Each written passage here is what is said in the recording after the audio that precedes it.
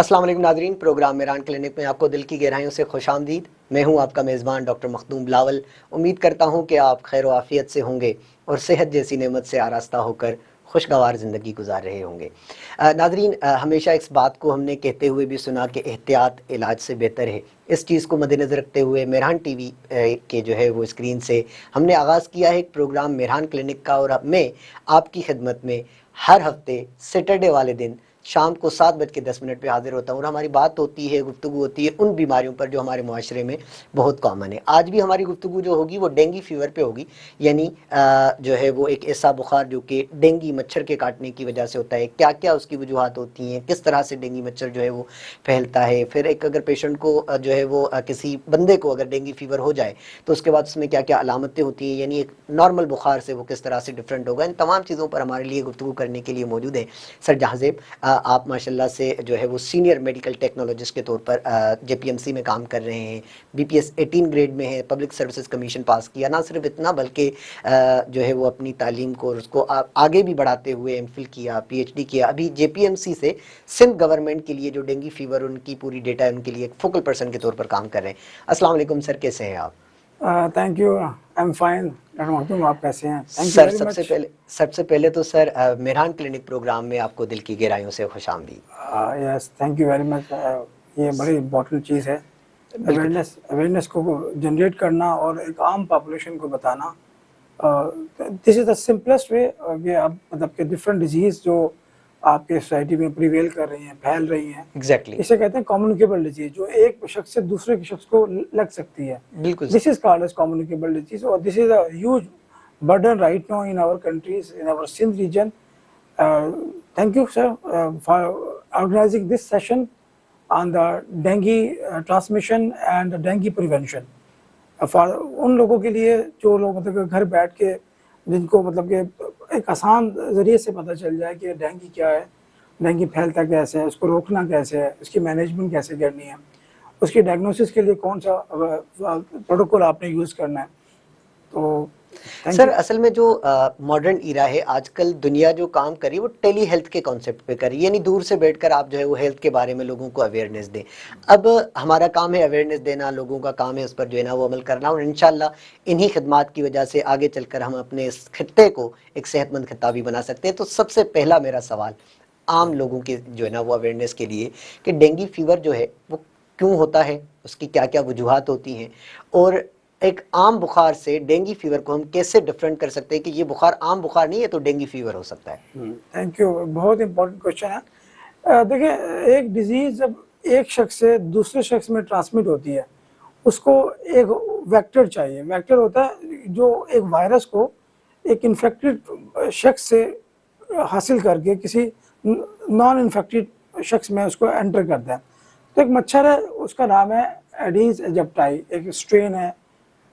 अब देखिए, this mosquito is called as also called as tiger mosquito, क्योंकि ये जो एडीज एजिप्टाई है ये सिर्फ डेंगू को ट्रांसमिट नहीं करता, और अदर फ्यू वायरसेस जिसकी ट्रांसमिशन में एडीज एजिप्टाई जो रोल प्ले करता है, उसमें जिका वायरस, उसमें चिकनगुनिया, उसमें आपका येलो फीवर, जापानीज एन्सेफेलाइटिस और डेंगू फीवर।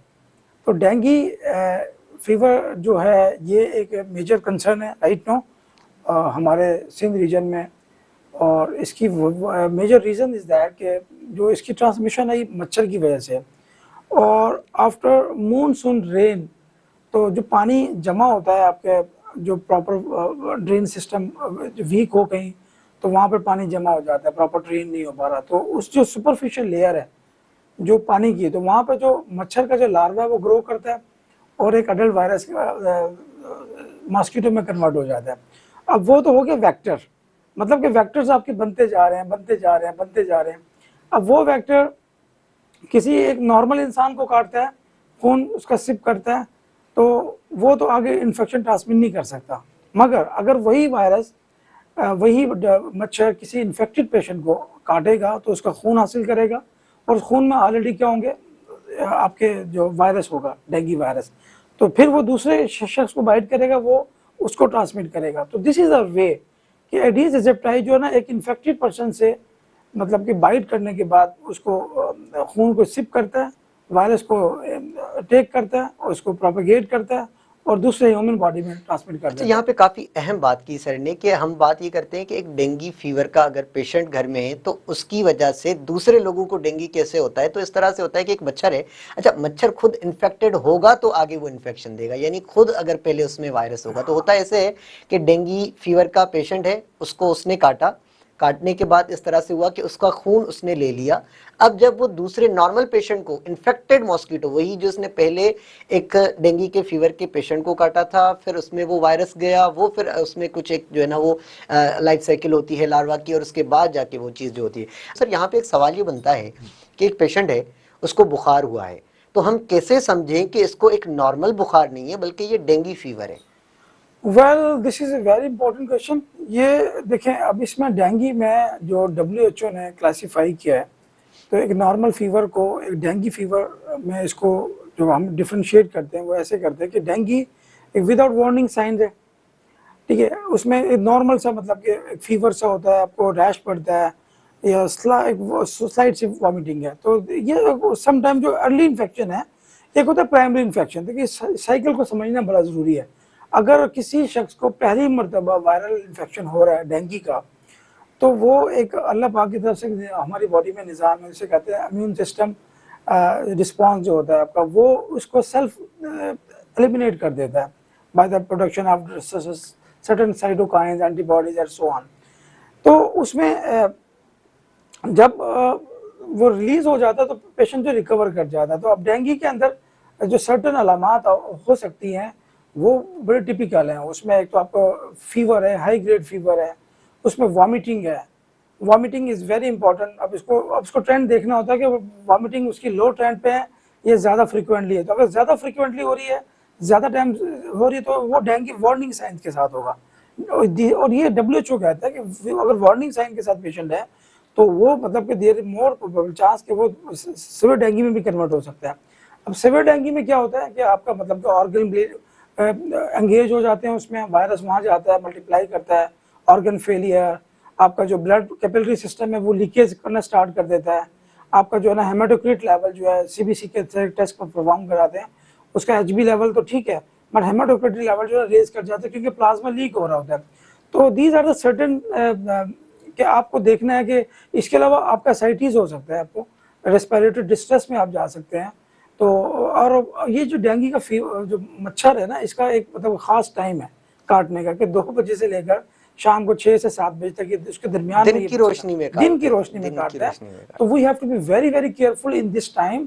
और अभी मैं सिंध गवर्नमेंट को, जैसे कि सर ने बताया कि डाटा रिपोर्ट कर रहे हैं, तो अभी मतलब we were in the meeting, हमने यहाँ पर ये देखा कि अभी तक जो 42 वीक्स के अंदर जो डेंगू पॉजिटिव पेशेंट्स हैं, उसकी फ्रीक्वेंसी में जेंडर वाइज आदमी जो मेल्स हैं, आदमी लोग हैं, वो ज़्यादा इन्फेक्टेड हुए हैं because they are more expose to the environment. और जहाँ पे बाहर भी मच्छर हो सकता है, आपके मॉल्स पे मच्छर हो सकता है, आपके किसी स्कूल में मच्छर हो सकता है, आपकी किसी यूनिवर्सिटी में मच्छर हो सकता है। अगर वो एडीज है, अगर वो इन्फेक्टेड है, तो वो आपको वहाँ बाइट कर देगा। तो मोर जो इन्फेक्टेड पीपल हैं वो मेल्स हैं 64% एंड 36% वर द फीमेल्स। अच्छा सर, इसमें मुझे ये बताएं कि एक पेशेंट है हमारे पास, अगर वो डेंगू फीवर के साथ आता है तो उसकी तशखीस हम किस तरह से करते हैं, यानी डायग्नोसिस का क्या पैटर्न होता है? वाइल ये भी बड़ा ही एक अहम नुक्ता है और आजकल हम इसमें बहुत अहम काम कर रही है सिंध गवर्नमेंट भी, और हमारी एडमिनिस्ट्रेशन JPMC ने इसमें बहुत हमें सपोर्ट किया। वाइल देखिए, इसमें हमने कैटेगराइज कर दिया कि अगर फीवर हो या आपको 5 से 1 दिन से लेकर 6 दिन तक का बुखार है, कुछ गाइडलाइन 7 डेज, कुछ 5 डेज, कुछ 6 डेज कहती है, तो आपको एक सर्टेन टेस्ट करवाना होता है, that is called as NS1। NS1 का मतलब है नॉन स्ट्रक्चरल प्रोटीन 1 होती है। जब एक वायरस किसी ह्यूमन सेल को इन्फेक्ट करता है तो वहाँ पे उसके सेल्स में जाकर वो रेप्लिकेट कर रहा है। अब वो सर्टेन टाइप की प्रोटीन रिलीज कर रहा है, उसे कहते हैं NS1, और जो कि हमारे प्लाज्मा में आ जाती है, हम उसको डिटेक्ट कर लेते हैं। तो 6 से दिन तक अगर फीवर हो सिम्टम्स के साथ, तो आप उसमें NS1 परफॉर्म करेंगे। अगर 6 दिन बहरहाल नाज़रीन, हमारी यहाँ पर जो है वो गुफ्तगू जारी है, लेकिन यहाँ पे वक्त हुआ है एक ब्रेक का। इंशाल्लाह आपसे मुलाकात होती है छोटे से ब्रेक के बाद। जुड़े रहें हमसे।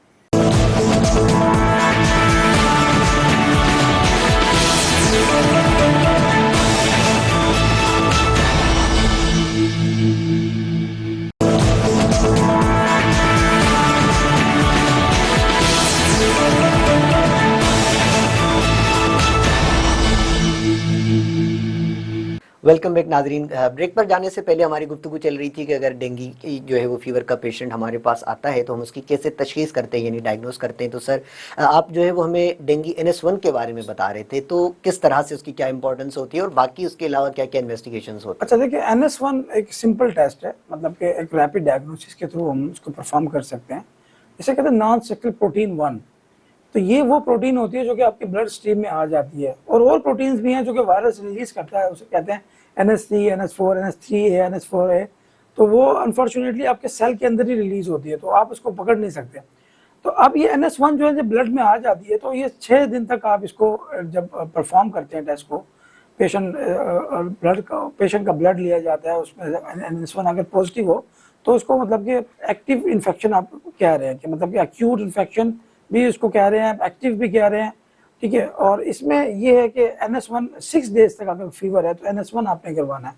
अच्छा, दूसरा टेस्ट होता है डेंगू एंटीबॉडीज, वो होता है IgM and IgG। Specifically 2 type के एंटीबॉडीज हम करवाते हैं। IgM प्राइमरी एंटीबॉडी है जो NS1 की बाद बनेगी। 6 दिन के बाद आपका इम्यून सिस्टम जो है ना एक्टिवेट हो जाता है। एक्सपोज पहले हो जाता है, एक्टिवेशन बाद में होती है। आज फर्स्ट सबसे पहले IgM एंटीबॉडी बनी है। IgM एंटीबॉडी बनने के बाद उसका जो दुराने भी 6 से 7 दिन रहता है, उसके बाद आपकी IgG एंटीबॉडीज बनती है आफ्टर 14 डेज। तो this is the very very important. जब आप डॉक्टर के पास जाए तो आप उसको हिस्ट्री लाजमी बताएं अपनी पूरी, कि आपको बुखार कितने दिन से है। अगर आपने बुखार आपको 8 दिन से हो रहा है और वो डॉक्टर आपको एडवाइस करेगा एंटीबॉडीज करवा कर आए, तो वो एंटीबॉडीज की सिग्निफिकेंस वहाँ कुछ और हो जाएगी। अगर बुखार 8 दिन से है और आपने उसको बताया 3 दिन हुए हैं मुझे, तो डॉक्टर NS1 लिख देगा, तो NS1 विल बी नेगेटिव, और जबकि आपको एंटीबॉडीज डेवलप हो चुके हैं, आपको इन्फेक्शन हो चुका है। यहाँ पे बड़ा अहम नुक्ता है जिसको हमें जो है वो समझने की ज़रूरत है। अच्छा सर, एंटीबॉडीज़ एंटीजन के अलावा जो है वो CBC का भी कोई इसमें रोल होता है? हाँ, ये CBC एक मतलब कि एक बेसलाइन टेस्ट है जो कि आपको क्लू देता है कि भाई वेयर यू मे गो, ठीक है, या वेयर यू आर गोइंग, या क्या आपको होने लगा है।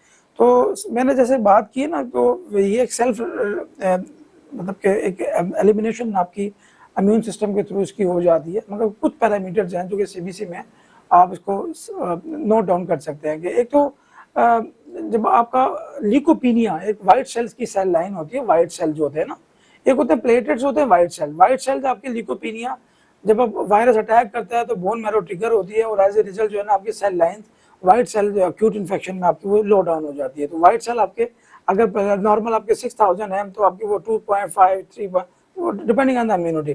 तो platelets thrombocytopenia can also be reason for that one, कि क्योंकि बोन जब सेल लाइन आपकी इन्फेक्टेड हो गई है तो प्लेटलेट्स भी आपकी उसकी जो प्रोडक्शन है वो सफ़र कर जाती है, तो प्लेटलेट्स भी आपके लो डाउन हो जाते हैं उसमें। और इसके अलावा अगर डेंगू इन्फेक्शन में आपको कैपिलरी ब्लीडिंग स्टार्ट हो गई है, या जिसे हम कहते हैं इंटरनल ब्लीडिंग, ठीक है ना, ये plasma leakage is better word. Plasma leakage में ये होता है कि इसको मैं अपने स्टूडेंट्स को इस तरह समझाता हूँ कि अगर दीवार में एक लाइन मतलब कि पाइप जा रहा है, वो लीक हो गया, अब आपको पूरी दीवार को तोड़ना पड़ेगा ताकि उस पाइप को निकाल के उसको रिपेयर करें। जबकि डेंगू में ये बड़ा सीवियर कॉम्प्लिकेशन जब आ जाती है, जब अंदर उसको प्लाज्मा लीक हो रहा है, तो इसको हम dengue haemorrhagic fever yes, dengue haemorrhagic fever एक बड़ी सर्टन कंडीशन है। ये भी उन पेशेंट्स में आती है, उसकी हम बात करते हैं। जब ये हो जाती है तो बड़ा ही मुश्किल हो जाता है इसको मैनेज करना, क्योंकि आप कौन कौन सी ब्लड वेसल को आप रिपेयर करेंगे या किस किस को ओपन करेंगे। अच्छा सर, इसमें थोड़ा सा गुफ्तगू पे आगे जाने से पहले मेरा एक सवाल यहाँ पे ये है कि जो कि आम लोगों के लिए है, वो ये है कि अगर WBC काउंट आपने बताया जो कि सफ़ेद हिस्से होते हैं खून के, अगर वो कम हो जाए तो उसकी क्या क्या मतलब कॉम्प्लिकेशंस होती हैं, एक आम बंदे पर उसका कैसे असर होता है। अगर प्लेटलेट्स काउंट कम हो रहे हैं डेंगू हेमरेजिक फीवर में, तो उसका क्या जो है वो मतलब आम बंदे पर क्या क्या असरात हो सकते हैं? अच्छा, वाइल ये थोड़ा सा मिथ था कि अगर प्लेटलेट्स काउंट नीचे हो गए या वाइट सेल आपके नीचे हो गए लोअर काउंट से, तो आप एक बहुत ही सीवियर कंडीशन में। ऐसा ऐसा कुछ भी नहीं है। तो सीवियरिटी ये मतलब कि ये तो आपके इन्फेक्शन में हो गई होगा, ठीक है। जब आपके बाहर से कोई आगे अटैक हो रहा है तो वाइट सेल आपकी फाइट कर रहे हैं, और बोन मैरो ट्रिगर हो रही है, बोन मैरो मतलब कि सुप्रेस्ड हो रही है, तो ये तो एक नॉर्मल फिनोमिना होता है। तो सम टाइम आप इससे रिकवर भी कर जाते हैं। अच्छा, अब होगा क्या जब आपके वाइट सेल क्यों कम हुए हैं, तो आपकी जाहिर है वो दे आर द आपकी फौज है, वाइट सेल आपकी एक आर्मी है। मतलब कि जब भी कभी और army of the body, army of the body, मतलब कि आप जैसे आपको पाकिस्तान आर्मी है, पाक फिजाइया, बहरी फौज एंड सो ऑन, तो आपको जो डिफेंस प्रोवाइड कर रहे हैं ना, वो आपके जो आपकी lymphocyte, neutrophil and so on और अदर वाइट सेल्स होते हैं जो कि ये प्रोवाइड कर रहे होते हैं। जब आपका वाइट सेल कम हो गए तो your immunity is going lower down, तो you have to be very careful. Platelets का कम हो जाना मतलब कि दो नॉर्मल से कम हो जाएगा तो आप इसको अलार्मिंग कह सकते हैं, मगर इतना कम ना हो कि मतलब कि आप ब्लीडिंग, जाहिर है ब्लीडिंग प्लेटलेट्स जो क्लम्पिंग कॉज करते हैं ना, मतलब कि क्लॉटिंग फैक्टर एक्टिवेशन के अंदर भी रोल प्ले करते हैं, और सो दैट ये आपको इंटरनल ब्लीडिंग और मतलब के डिफरेंट ओपनिंग के थ्रू आपकी बॉडी से वो ब्लीडिंग ना हो। तो these things can be worsen and more. एक चीज़ मैं आपको कहना चाहूँगा, अमूमन ये ज़्यादातर अलामात जो है ना, ये जो मैं आपकी बात कर रहे हैं, ये उन लोगों में ज़्यादा आपको पाई जाती है जिनको सेकेंडरी डेंगू होता है। अब देखिए आपके जो डेंगू के जो सीरोटाइप्स, जो टाइप्स आपकी मैं हल्की इजी लैंग्वेज में बात करता हूँ, जो टाइप्स होती हैं वो आजकल 4 या 5 भी आ गई, तो 4 तक हम डेंगू 1, डेंगू 2, डेंगू 3, डेंगू 4 सीरोटाइप्स हैं। अगर किसी शख्स को एक मरतबा डेंगू 1 सीरोटाइप से इन्फेक्शन हो गया, अब कुदरत का निज़ाम है, आपको एंटीबॉडीज डेवलपमेंट होगी, तो वो एंटीबॉडीज अब उसको न्यूट्रलाइज कर देंगे वायरस को, ओके। और आपके मेमोरी सेल आईजीजी एंटीबॉडीज को मतलब के रिकॉर्ड में रखेंगे कि नेक्स्ट टाइम अगर डेंगू 1 का वायरस दोबारा होगा उसी स्ट्रेन का, तो उससे क्या होगा, तो वो आप मतलब प्रोटेक्शन में चले जाएंगे। तो ये ऐसे ही मैकेनिज्म है जैसे वैक्सीन के अंदर आप वैक्सीन को इन्फ्यूज करते हैं और आप प्रोटेक्शन बनाते हैं। अच्छा, दूसरी मरतबा एक शख्स जो पहले डेंगू 1 सीरोटाइप से इन्फेक्टेड हुआ है, अगर वो डेंगू 2 से इन्फेक्टेड होगा, तो वो मतलब कि कुछ मैकेनिज्म्स होते हैं, इसे कहते हैं एडीई, एंटीबॉडी डिपेंडेंट एनहांसमेंट, तो उसमें साइटोकाइंस बहुत ज़्यादा बन जाते हैं। अब वो फिर आपका जो इम्यून सिस्टम है ना, वो इस तरह की कॉम्प्लिकेशन काज करता है कि आपका साइटोकाइन ज़्यादा बन जाते हैं और वो आपकी प्लाज्मा लीकेज का बाइस बनना स्टार्ट हो जाते हैं। अच्छा डॉक्टर साहब, सर यहाँ पर आप मुझे जो है वो एक चीज़ ये बताइएगा कि अभी जो हमारा रेशो है डेंगू फीवर का, अगर मैं उसको कंपेयर करूं कि पिछले माह से या फिर 2-3 हफ्तों से, तो क्या कम होता जा रहा है या फिर इसकी शरह हमारे पास और बढ़ती हुई जा रही है? कराची की बात कर रहा हूँ। Thank you sir. Honestly speaking, ये जो अक्टूबर का महीना गया है ना, तो we found lot of cases in October, more than 15,000 case हमें यहाँ पर मिले हैं।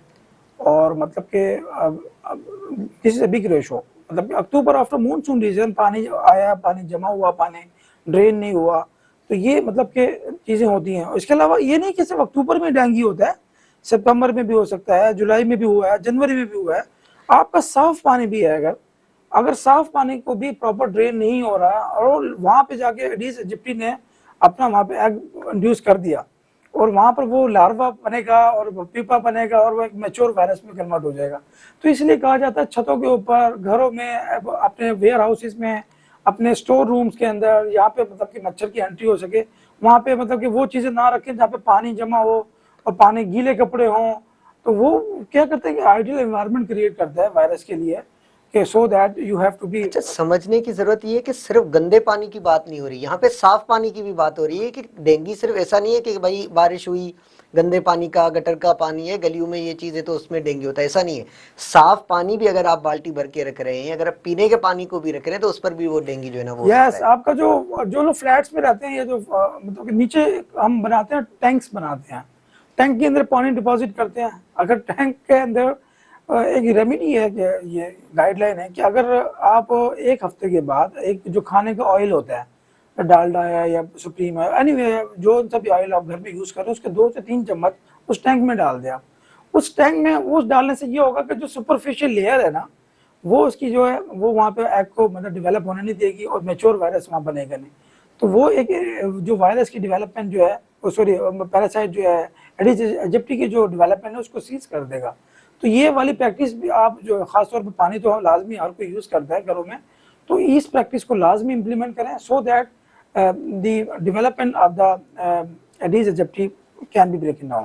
सर यहाँ पे मैं एक चीज़ आपसे पूछना चाहूँगा, माशाल्लाह से आप सीनियर जो है वो मेडिकल टेक्नोलॉजिस्ट के तौर पर जेपीएमसी की लेबॉर्ट्री में काम जो है ना वो काम करें और माशाल्लाह से एक अच्छे ओहदे पर हैं, खिदमत सर अंजाम दे रहे हैं। और जिना हॉस्पिटल की बात करें तो पाकिस्तान का सबसे बड़ा टर्शरी केयर हॉस्पिटल है कि जिसमें सिर्फ सिंध के नहीं, पाकिस्तान के और भी जो हमारे सूबे हैं वहाँ पे भी काफ़ी सारे लोग आते हैं। लोगों का एक तासुर होता है कि चूंकि गवर्नमेंट हॉस्पिटल है, लेबॉर्ट्री में जो टेस्ट परफॉर्म किए जाते हैं तो वो इतने अथेंटिक नहीं होते, उनकी एक्यूरेसी नहीं होती, तो वो फिर गवर्नमेंट हॉस्पिटल के बजाय हमारे पास जो और प्राइवेट हॉस्पिटल से, मैं नाम तो नहीं लूँगा, तो उन्हीं हॉस्पिटल से जाके या फिर लेबॉर्ट्री से जाके अपना टेस्ट कराते हैं। तो मुझे थोड़ा सा आम लोगों की इन तमाम चीज़ों को जो है वो दूर करना है। उसके लिए आप मुझे बताएं कि एक जो प्राइवेट इदारा है उसमें जो सीबीसी का टेस्ट किया जाता है और जो जेपीएमसी में किया जाता है, उसमें कोई डिफरेंस भी है? या डिफरेंस है तो क्या है, और उसके लिए क्या क्या अभी तक इकदाम लिए गए? वेल ये बहुत इंपॉर्टेंट है, मतलब कि जब तक आप किसी पे एतबार ट्रस्ट डेवलप नहीं होगा ना, तो जब तक आप मतलब के काम सही नहीं कर पाएंगे। सही बात। तो trust development is so much important on the behalf of representative from Jinnah hospital. मतलब मैं खुद वहाँ पार्ट हूँ, लास्ट 14 ईयर से लैब को सुपरवाइज कर रहा हूँ, लैब को देख रहा हूँ वहाँ पर। बिल्कुल। अच्छा, I am the witness of that कि जो भी वहाँ पे मशीनरी इंस्टॉल की गई है with the help of procurement department JPMC and with the help support of government of Sindh, तो वो the state of the art instruments वहाँ पर हैं, जो कि हम बड़ी बड़ी जो प्राइवेट हॉस्पिटल्स हैं, लैब्स हैं, जो स्टैंडर्डाइज ISO 15189 या मतलब कैप स्टैंडर्ड्स के ऊपर काम कर रहे हैं। तो ऑलमोस्ट हम लोग के पास जेपीएमसी में भी वही मशीनें हैं जो कि बाहर आप प्राइवेट थाउजेंड्स ऑफ रुपये देकर टेस्ट करवाते हैं। सेकंड थिंग ये है कि देखिए, आप इस बात पर समझें कि जहाँ पे ज़्यादा क्राउड होगा तो वहाँ पे आपके चैलेंजेस भी ज़्यादा होंगे। अब डेफिनेटली ये बात एक इम्पॉर्टेंट बात है, जेपीएमसी पूरे चारों सूबों से लोग यहाँ पे आके इलाज। अच्छा सर, यहाँ पे एक वक्त हुआ है ब्रेक का, हम इंशाल्लाह ब्रेक से वापसी आकर इस बात को जो है वो कंटिन्यू करेंगे। तो नाज़रीन हमारे साथ जुड़े रहिए, मुलाकात करते हैं एक छोटे से ब्रेक के बाद।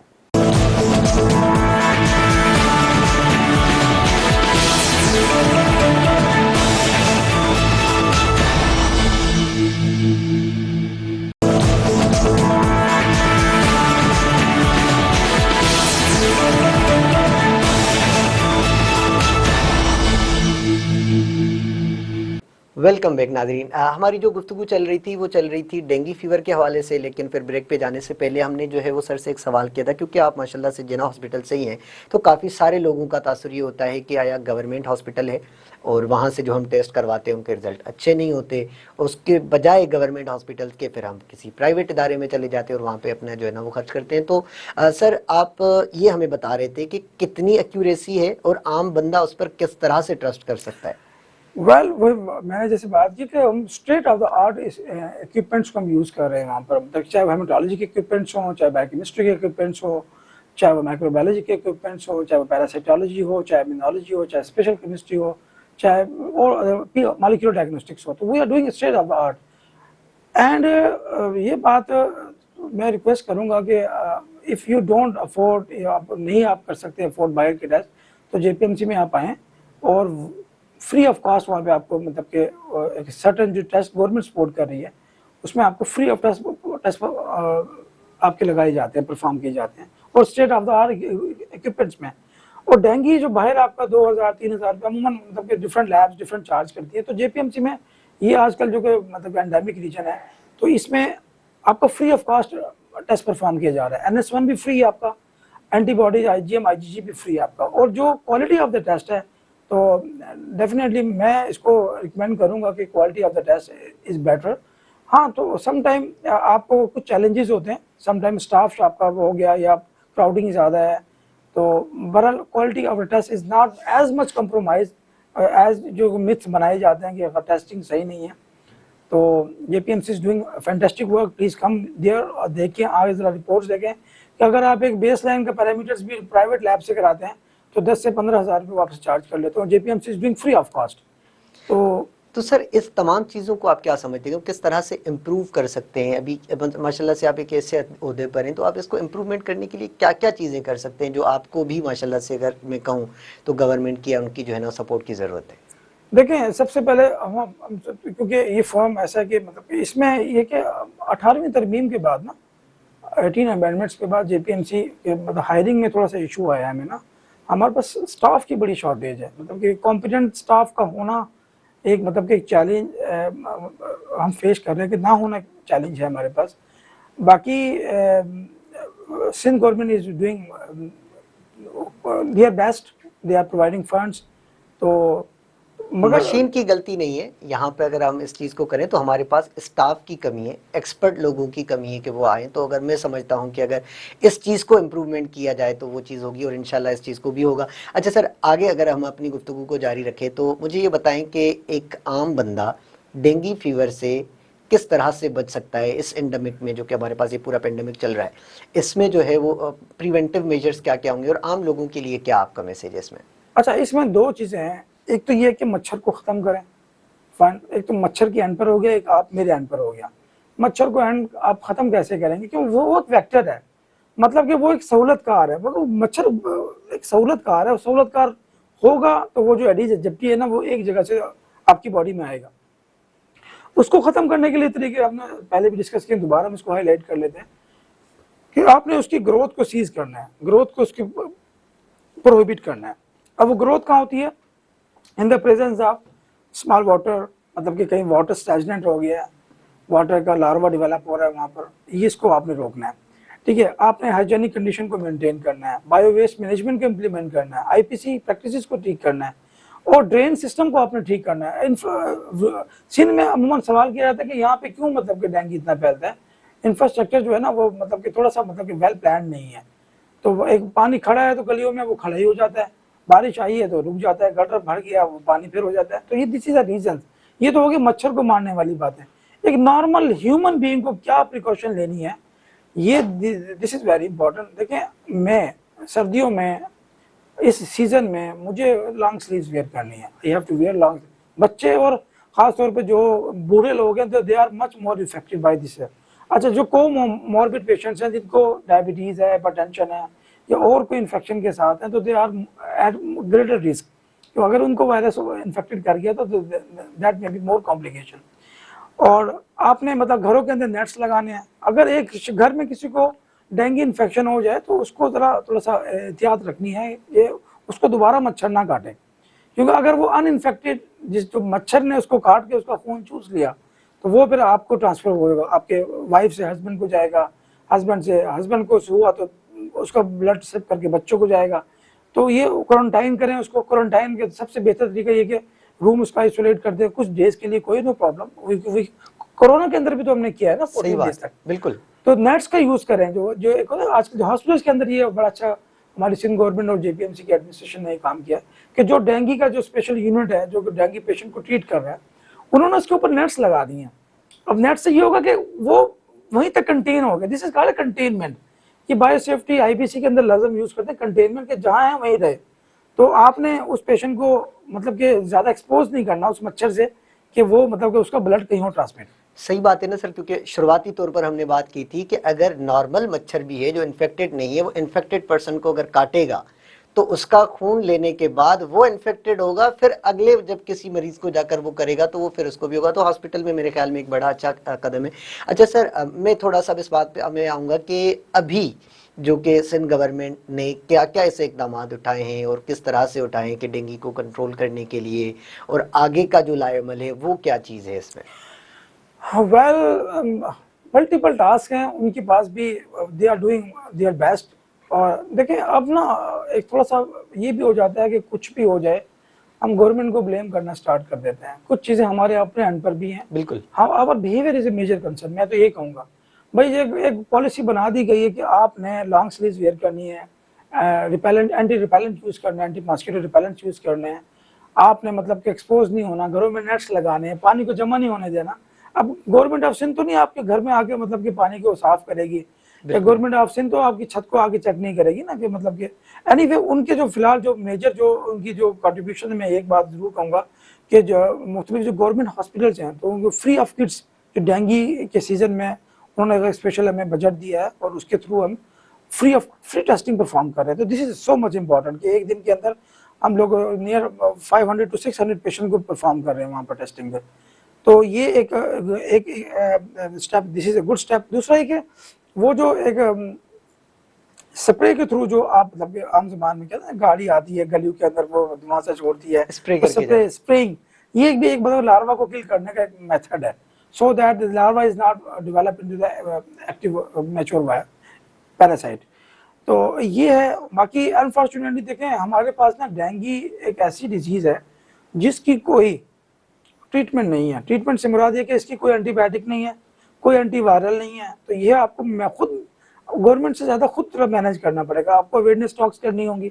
स्कूल्स में जो बच्चे आ रहे हैं तो उनको भी चेक करें, जो स्कूल का प्रिंसिपल, स्कूल के टीचर, उसको भी थोड़ा सा नॉलेज दें और कि आपने क्या देखना है। अगर बच्चे को फीवर हो गया तो उसकी छुट्टी करवा दें। कोई अगर खुदा ना खास्ता एक बच्चा जो कि फीवर के साथ है, डेंगू फीवर के साथ है, और वो स्कूल में चला गया, वहाँ तो आप कोई नेट नहीं डाल रहे ना उसके ऊपर। अगर उस बच्चे की वजह से जैसे एक कोई और बच्चा इन्फेक्टेड हुआ, कोई और टीचर इन्फेक्ट हुई, तो ये बहुत बड़ा जोन बन सकता है। वही बच्चा फिर घर जाएगा इन्फेक्शन लेकर, तो वो वहाँ पे स्प्रेड करेगा। तो ये आहिस्ता आहिस्ता इसकी प्रोग्रेशन होती है, और एज ए रिजल्ट जब प्रोग्रेशन बढ़ जाती है तो सिवियरिटी में चली जाती है। तो जिन लोगों को मतलब कि एक मरतबा डेंगू हो गया है, उसको आपने बहुत ख्याल से लाइफस्टाइल उसको तो बहुत ख्याल रखना है, क्योंकि सेकंड टाइम उसको अगर किसी और स्ट्रेन से, सेरोटाइप से इन्फेक्शन हो गया तो इट में पॉसिबली, क्योंकि वो मजीद पहले इम्यूनो कम्प्रोमाइज होता है और दोबारा से उसको इन्फेक्शन। अच्छा सर, मैं अगर आपसे लास्ट मैसेज जो है वो लेना चाहूँ अपने आम लोगों के लिए जो कि है, तो वो आपकी तरफ से क्या होगा? बस एक हेल्दी डाइट रखें। डाइट को मतलब कि प्लान, एक बैलेंस डाइट हो आपकी डाइट में, प्रोटीन लेवल्स हों। क्योंकि एक सेकंड ये कि जो जो मतलब मॉस्किटो ब्रीडिंग साइट्स हैं आपके घरों में, आप जरा सोचें, रिस्क असेसमेंट करें कि कहाँ का मच्छर पानी जमा हो सकता है। इवन क्लीन वाटर जो आप पानी हम पीते हैं, अगर वो भी 4 दिन आपकी बालकोनी में रखा रहा और वहाँ पर मतलब कि वो उसकी लेयर बन गई, तो वो इट में convert into the active parasite. तो एक तो ब्रीडिंग साइट्स को एलिमिनेट करें। दूसरा ये कि जिनको इन्फेक्शन हो गया है उसको ज़रा ख़ास तौर पे उसका केयर करें। एंटी जो रिपेलेंट्स को यूज़ करें। सब ये बेसिक सी चीज़ें हैं। आप यकीन करें, बेसिक चीज़ें अगर हम इसको इम्प्लीमेंट करेंगे तो it can cause a good impact. Exactly. तो दे ओनली एक तो सबसे पहले अवेयरनेस टॉक्स की बहुत ज़रूरी है कि आप लोगों को बताएं। अगर आपको कुछ पता है, स्कूल्स में बताएं, आप कॉलेजेस में बताएं, यूनिवर्सिटीज़ में बताएं, अपनी कम्युनिटीज़ में बताएं, आम लोगों को बताएं। अगर एक शख्स को कुछ पता चल गया है तो वो मिटिगेशन मैयर। अब मैं अगर छत पे सो रहा हूँ रात को कि मुझे अच्छी हवा लगती है तो मैं एक्सपोज कर रहा हूँ, या दिन में अगर मैं खिड़कियाँ सब कुछ खुली हुई हैं और मतलब आपका एरिया भी ऐसा है जहाँ पे वाटर खड़ा रहता है, मच्छर आ सकता है, तो you have to be very very careful about that one. Sir बहुत शुक्रिया, थैंक यू सो मच कि आप हमारे जो है वो प्रोग्राम में आए हैं। अच्छा नाज़रीन, अगर मुख्तसरन तौर पर बताऊं कि हमने आज की जो है ना उसमें क्या क्या चीज़ें डिस्कस की, तो डेंगू फीवर ये यानी जो कि ऐसा बुखार जो कि मच्छर के काटने से होता है, मच्छर भी वो कि जो खुद इन्फेक्टेड हो और फिर आगे चलकर वो जो है ना एक बंदे को इन्फेक्ट करता है।